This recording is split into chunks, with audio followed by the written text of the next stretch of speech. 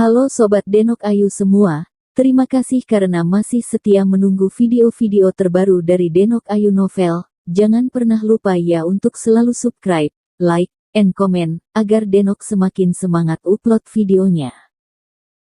Menantu terbaik bab 718 bagian 718.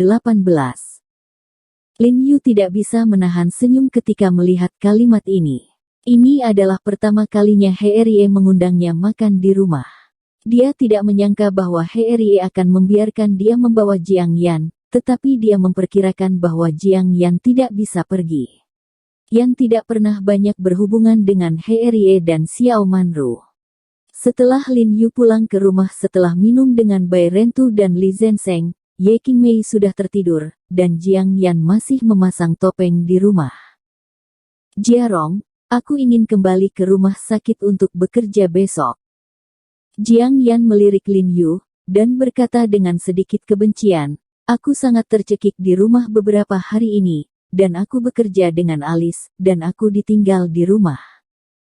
Saudari Yan, apakah IQ-mu kurang? Orang-orang ingin sekali mengambil cuti panjang, tapi kamu ingin cepat-cepat bekerja. Lin Yu berkata sambil menyandarkan pantatnya di meja rias Jiang Yan, dan melirik leher putih Jiang Yan dan garis leher yang longgar dari waktu ke waktu. Meskipun dia dan Jiang Yan dianggap sebagai suami tua dan istri tua, tetapi saya tidak tahu mengapa, keuntungan mencuri Jiang Yan semacam ini masih memungkinkan dia untuk mendapatkan kepuasan yang besar, mungkin karena Jiang Yan adalah wanita yang luar biasa juga. Itu terlalu menggoda. Apa yang kamu bicarakan, haruskah kamu mengatakannya sebagai seorang dokter? Kamu harus selalu mengingat tanggung jawabmu untuk menyelamatkan yang mati dan menyembuhkan yang terluka, kamu tahu. Jiang Yan mendengus dan memberi Lin Yu tatapan jijik. Setelah memperhatikan mata Lin Yu, Jiang Yan menutupi lehernya dan berkata dengan marah, bajingan bau, jangan tunjukkan. Pelit. Lin Yu tersenyum, dan tiba-tiba melihat jepit rambut Phoenix emas berwarna gelap di samping meja rias. Dia tidak bisa tidak bertanya-tanya, Saudari Yan, mengapa kamu sangat menyukai jepit rambut Phoenix ini akhir-akhir ini, selalu bawa dia keluar. Berbicara, Lin Yu mengulurkan tangan dan mengambil jepit rambut jambul di atas meja. Kembalikan kepadaku. Jiang Yan tiba-tiba berteriak saat melihat ini, dan menyambar jepit rambut jambul di tangan Lin Yu. Lin Yu sangat takut sehingga dia gemetar, menatap Jiang Yan yang kehabisan napas dengan wajah terkejut, dan sedikit linglung untuk sementara waktu, karena dia belum pernah melihat Jiang Yan menunjukkan ekspresi seperti itu pada dirinya sendiri, seperti mainan favorit yang dicuri.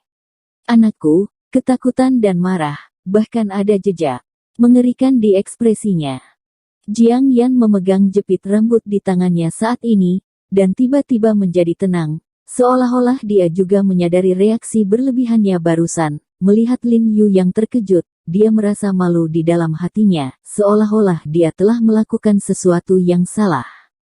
Anak itu buru-buru berdiri dan berkata kepada Lin Yu, Jiarong, maafkan aku tidak tahu apa yang terjadi padaku sekarang. Aku akan memiliki temperamen yang buruk.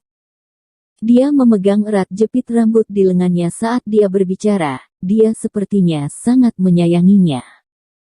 Lin Yu sedikit mengernyit, melirik ke arah jepit rambut di tangan Jiang Yan, menyipitkan matanya, lalu tersenyum, dan berkata dengan lembut kepada Jiang Yan, tidak apa-apa, Saudari Yan, ngomong-ngomong, He Zizhen dan Erie mengundang kami besok. Pergi ke rumah mereka untuk makan malam, maukah kamu pergi? Hei Erie. Jiang Yan membuka matanya karena terkejut, dan bertanya dengan bingung, apakah kamu menelepon saya juga? Tentu saja, pesan teks mengatakan biarkan aku mengambil alih istriku, bukan siapa kamu. Lin Yu tersenyum dan berkata, Oke, kalau begitu aku akan pergi denganmu besok.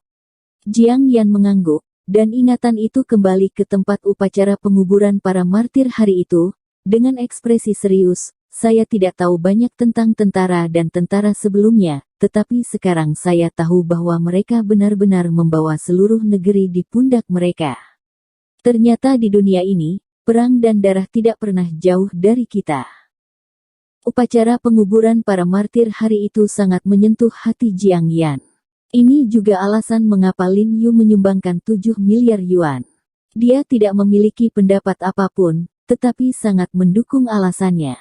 Jika dia berubah menjadi wanita lain, dia akan bertemu dengan keluarga yang hilang. Men, menyumbangkan begitu banyak uang pada satu waktu, saya pasti akan menggantung diri dalam kesusahan. Lin Yu sedikit terkejut ketika dia mendengar dia setuju dengan sukarela. Dia tersenyum dan mengangguk, dan berkata, "Oke, kalau begitu kamu ingat untuk berpakaian bagus, dan jangan malu padaku ketika itu terjadi." Jiang Yan memutar matanya dan berbisik, "Aku tidak tahu siapa yang malu pada siapa." Mengatakan bahwa dia mengabaikan Lin Yu lagi, meletakkan jepit rambut jambul di atas meja, melepas topeng dan berlari ke kamar mandi untuk mencuci wajahnya. Lin Yu menoleh dan melirik ke jepit rambut jambul di atas meja, matanya menyipit tiba-tiba, lalu mengulurkan tangannya untuk mengambil jepit rambut, dan melihatnya dengan hati-hati, hanya untuk melihat bahwa jepit rambut itu sendiri dibuat dengan sangat baik, dipoles halus dan halus. Mulus, memang harta langka. Dan dia bisa menilai bahwa jepit rambut ini jelas bukan benda pemakaman, dan tidak ada roh jahat di sekujur tubuh. Faktanya, dia sudah melihatnya terakhir kali, dan dia dapat memastikan bahwa tidak ada yang salah dengan jepit rambut itu sendiri. Bahkan 8 pola abadi yang gelap pada jepit rambut ini dapat dikatakan sebagai tanda keberuntungan, jika tidak, dia tidak akan pernah membiarkan Jiang Yan meninggalkan jepit rambut tersebut. Namun, dia ingat bahwa Jiang Yan memiliki penampilan yang garang sekarang, dan dia tidak bisa menahan perasaan sedikit bingung. Dia selalu merasa pasti ada yang salah dengan jepit rambut, dan pikiran tentang saudari Xiaowei yang memberikan jepit rambut kepada Jiang Yan membuatnya merasa aneh. Hatinya menjadi semakin terganggu. Bagaimana kalau melempar jepit rambut ini diam-diam? Lin Yu berpikir diam-diam di dalam hatinya. "Jiarong, apa yang kamu lakukan?" Pada saat ini, suara Jiang Yan tiba-tiba datang dari luar pintu, wajahnya sedikit suram. Hati Lin Yu gemetar ketakutan. Dia tidak berharap Jiang Yan mencuci wajahnya begitu cepat, dan dengan cepat berpura-pura menjadi tenang, dan tersenyum pada Jiang Yan. "Jepit rambut ini sangat indah, saya tidak bisa tidak mengambilnya lagi dan menghargainya." Kipas. Jiang Yan hanya tersenyum, dan berjalan dan berkata, "Benar, saya juga berpikir jepit rambut ini terlihat semakin indah, saya semakin menyukainya." Berbicara tentang Jiang Yan datang dan mengambil jepit rambut di tangan Lin Yu, dia melihatnya lagi dengan keengganan, matanya berkedip dengan cinta yang tak tertandingi. Ekspresi Lin Yu agak suram, cemberut dan tidak berbicara. "Jiarong, jika aku pergi ke rumah Heerie besok, aku akan memakai jepit rambut ini." Seperti yang dikatakan Jiang Yan, dia memelintir rambutnya, memasang jepit rambut di kepalanya secara simbolis, menoleh dan melirik ke cermin, mengaguminya sendiri. Lin Yu tidak tahu mengapa, melihat Jiang Yan seperti ini, dia merasa sedikit berbulu di hatinya. Dia tiba-tiba menyambar jepit rambut jambul di tangan Jiang Yan, dan tersenyum padanya, "Hentikan, aku melihat Bibi Xiao untuk pertama kalinya. Mari berpakaian sederhana dan polos." "Kamu benar." Jiang Yan tersenyum dan mengangguk, lalu dengan hati-hati membungkus jepit rambut di tangannya, dan memasukkannya kembali ke dalam kotak perhiasan. Setelah berbaring, Lin Yu merenung sebentar, lalu meletakkan Jiang Yan di satu tangan, dan berkata dengan lembut, "Saudari Yan, setelah mempertimbangkan dengan cermat sekarang, saya pikir apa yang baru saja Anda katakan itu benar. Jika Anda seorang dokter, Anda harus bersabar. Saya setuju bahwa Anda dapat mencoba bekerja di rumah sakit dulu. Jika Anda masih merasa tidak nyaman, kembali lagi, bagaimana? Betulkah?" Jiang Yan sedikit bersemangat ketika mendengar kata-kata itu, meregangkan lehernya dan mencium wajah Lin Yu, dan tersenyum, lupakan besok, bukankah kamu akan menemanimu ke rumah Heerie besok? Lusa, aku secara resmi akan kembali ke rumah sakit lusa. Lin Yu tidak bisa membantu tetapi merasa sedikit tersesat ketika dia mendengar kata-kata itu tanpa berbicara. Keesokan paginya, ketika Jiang Yan sedang memasak sarapan, Lin Yu diam-diam mengirim pesan teks ke Zhao Zongji, meminta Zhao Zongji untuk menelepon Jiang Yan, mengatakan bahwa ada dokumen yang dibutuhkan Jiang Yan untuk menemukan dan membantu Jiang Yan. Yan menelepon kembali ke rumah sakit, jangan tanya kenapa. Zhao Zongji dengan cepat membalas pesan teks, hanya 6 kata, oke, jangan tanya, saya mengerti. Lin Yu mengerutkan kening, mengira kamu tahu sesuatu. Segera Zhao Zongji menelepon Jiang Yan sesuai dengan instruksi Lin Yu. Saya tidak tahu bagaimana dia memberitahu Jiang Yan.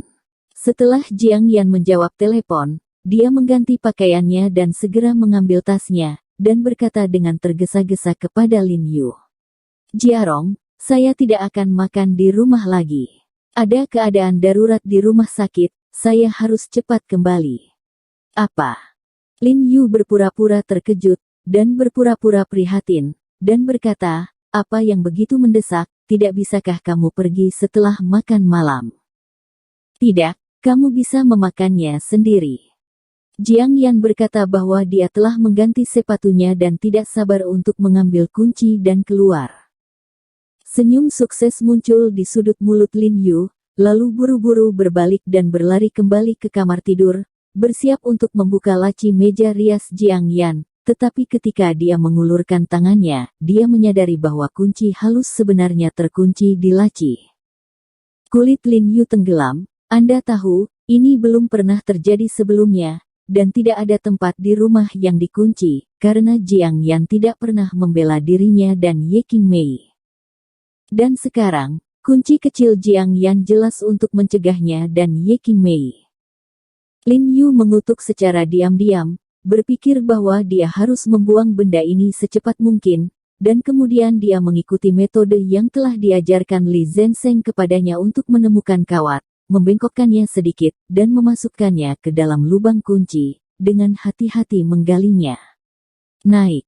Karena keamanan kunci kecil ini sangat rendah, Lin Yu membuka kunci dengan mudah, dan kemudian bersiap untuk meraih jepit rambut jambul. Tetapi pada saat ini, tiba-tiba ada celah di luar pintu.